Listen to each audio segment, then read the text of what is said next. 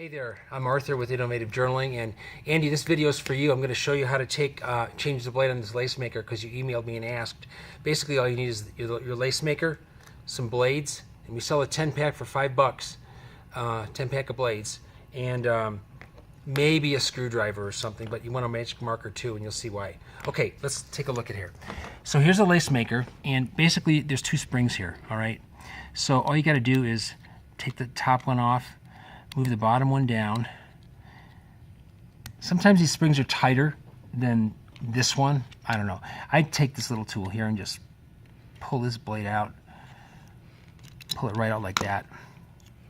All right, now in here you can see there's like a, I don't know if you can see this, there's a slot here and a slot here, so there's two.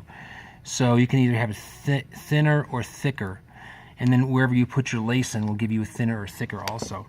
So I got a blade out of the pack here.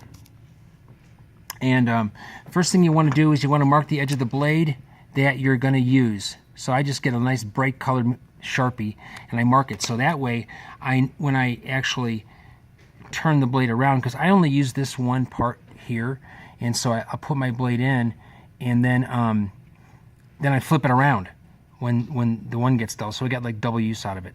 Anyway, so here's the sharp end of the blade right here, and that goes right into the tool like this. Goes in those slots just like that. Pull up the bottom spring and take the top spring and do your best to get that baby on like that, and that's it. The blade is on the inside here. I think that's what you were asking me, and that's how you change the blade on the lace maker. So hope that helps you, Andy, and yeah, hope it helps you. Bye.